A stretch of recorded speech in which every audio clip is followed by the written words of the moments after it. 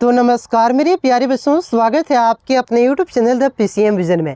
प्यारे बच्चों, आज के इस वीडियो के माध्यम से हम लोग क्लास 9 सोशल साइंस जो आज आप सभी का एग्जाम हुआ है उसके आंसर की को देखने वाले हैं। तो साथ ही साथ मिलाते चलिए और लास्ट में कमेंट करके बताइए कि 40 में से आप सभी का कितना मार्क्स आ रहा है। तो चलिए शुरू करते हैं और एक एक करके सारे क्वेश्चन के आंसर को देख लेते हैं। तो देखिए, पहला क्वेश्चन है कि सन 1774 में बुर्बो राजवंश का लुई 16वां किस देश की गद्दी पर आसीन हुआ? तो ये आपका फ्रांस की गद्दी पर। ऑप्शन नंबर 3 इसका करेक्ट आंसर होगा। अगला क्वेश्चन है कि जॉन लॉक ने राजा की देवी और निरंकुश अधिकारों के सिद्धांत का खंडन अपनी किस पुस्तक में किया है? तो आपका द ट्रीटेज ऑफ गवर्नमेंट में क्या है? ऑप्शन नंबर 1 इसका करेक्ट आंसर होगा। अगला क्वेश्चन देखिए, तीसरा क्वेश्चन है आपका कि फ्रांस की मुद्रा को किस नाम से जाना जाता था जिसे 1794 में समाप्त कर दिया गया? तो लिब्रे के नाम से। ऑप्शन नंबर 4 इसका करेक्ट आंसर होगा। अगला क्वेश्चन है कि यूरोप में निम्न में से कौन सा समूह वंश आधारित शासकों की अनियंत्रित सत्ता का विरोधी था? तो ये आपका उदारवादी था। ऑप्शन नंबर 2 इसका करेक्ट आंसर हुआ। अगला क्वेश्चन है कि रूस में निम्न में से किस प्रकार की मांग को लेनिन की अप्रैल थीसिस के नाम से जाना जाता है? तो इसका जो करेक्ट आंसर होगा ऑप्शन नंबर 4 इनमें से सभी मांग। ठीक है, ऑप्शन नंबर ए सभी हो जाएगा, ऑप्शन नंबर 4 इसका करेक्ट आंसर होगा इनमें से सभी। उसके बाद देखिए, अगला क्वेश्चन है कि यूरोप में निम्न में से किसका विश्वास था कि पूंजीपतियों के साथ होने वाले संघर्ष की जीत अंततः मजदूरों की होगी? तो ये आपका कार्ल मार्क्स का विश्वास था। ऑप्शन नंबर 4 इसका करेक्ट आंसर होगा। अगला क्वेश्चन 7वां है कि निम्न में से कौन सा देश प्रथम विश्व युद्ध के दौरान मित्र शक्तियों के खेमे में शामिल नहीं था? तो जर्मनी शामिल नहीं था। ऑप्शन नंबर 1 इसका करेक्ट आंसर होगा। अगला क्वेश्चन देखिए क्या है कि हिटलर ने जिस विचारधारा को जन्म दिया था उसे क्या कहते हैं? तो उसे आपका नास्तिवाद कहा जाता है। ऑप्शन नंबर 3 इसका करेक्ट आंसर होगा। उसके बाद देखिए, अगला क्वेश्चन है कि जावा में किस समुदाय के लोगों को कुशल लाड़ाहारे के और घुमंतू किसान के रूप में जाने जाते थे? तो 9 का जो आपका करेक्ट आंसर होगा कलांग। Option number 2। उसके बाद देखिए, अगला क्वेश्चन है कि वन अधिनियम के चलते गांव वालों को निम्न में से कौन सी गतिविधियां गैर कानूनी बना दिया गया? तो इसका जो करेक्ट आंसर होगा इनमें से सभी होगा। Option number 4। उसके बाद देखिए, अगला क्वेश्चन है कि भोटिया शेरपा और किन्नौरी समुदाय निम्न में से ये लोगों को निम्न में से क्या थे? तो इसका जो करेक्ट आंसर होगा 11 का आपका हो जाएगा आपका चरवाहे। ऑप्शन नंबर 3 इसका करेक्ट आंसर होगा। 12वां क्वेश्चन देखिए, 12वां क्वेश्चन क्या है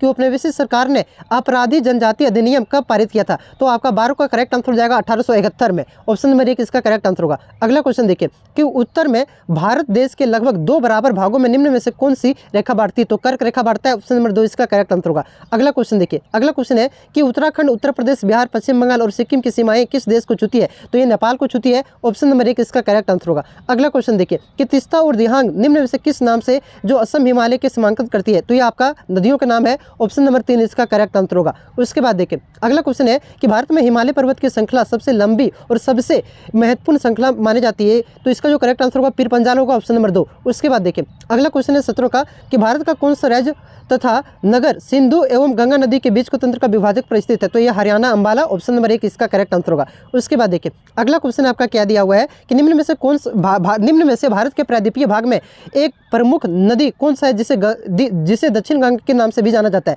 तो इसका करेक्ट आंसर होगा गोदावरी नदी। उसके बाद देखिए, अगला क्वेश्चन है कि महानदी गोदावरी, कृष्णा तथा कावेरी पूर्व की ओर बहती है और बंगाल की खाड़ी में गिरती है। ये नदी अपने मुहाने में किसका निर्माण करता है? तो ये आपका डेल्टा का निर्माण करता है। ऑप्शन नंबर 2 इसका करेक्ट आंसर हो जाएगा। उसके बाद देखिए, अगला क्वेश्चन है आपका कि वन किस प्रकार का संसाधन है? तो ये आपका अजैव नवीकरणीय संसाधन। ठीक है, ऑप्शन नंबर 20 का 3 हो जाएगा करेक्ट आंसर। उसके बाद देखिए 21 नंबर का क्वेश्चन है कि वन क्षेत्र निम्न में से किन कारणों से कम हो जा रहे हैं? तो इसका जो करेक्ट आंसर होगा आपका ऑप्शन नंबर 4 हो जाएगा इनमें से सभी। 21 का ऑप्शन नंबर 4 इसका करेक्ट आंसर होगा। उसके बाद देखिए, अगला क्वेश्चन है कि निम्न में से कौन सा कारण भारत के उत्तर पश्चिमी भाग में शीत ऋतु में होने वाली वर्षा के लिए उत्तरदायी है? तो ये आपका पश्चिमी विक्षोभ। ऑप्शन नंबर 1 इसका करेक्ट आंसर होगा।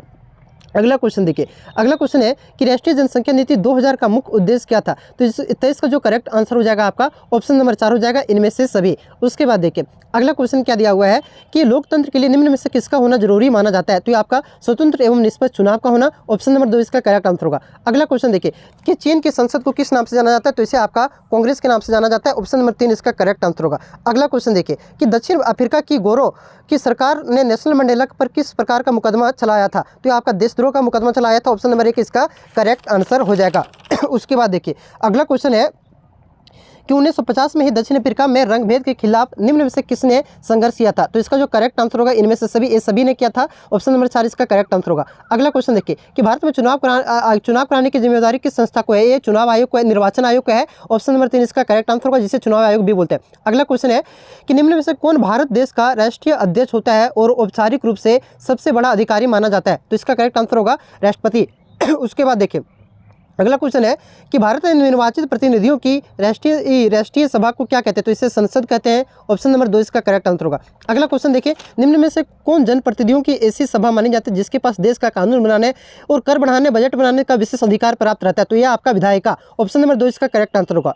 उसके बाद देखिए अगला क्वेश्चन है कि लोकतंत्र में प्रत्येक नागरिक को निम्न में से कौन सा अधिकार प्राप्त रहते हैं? तो इसका जो करेक्ट आंसर होगा आपका ऑप्शन नंबर 4 इनमें से सभी। उसके बाद देखिए अगला क्वेश्चन क्या है कि वोट देने का अधिकार किस प्रकार का अधिकार होता है? तो ये आपका राजनीतिक अधिकार है। ऑप्शन नंबर 3 इसका करेक्ट आंसर होगा। अगला क्वेश्चन देखिए कि पालमपुर के विभिन्न जातियों में कितने परिवार निवास करते हैं? तो एक 450 परिवार। ऑप्शन नंबर 1 इसका करेक्ट आंसर होगा।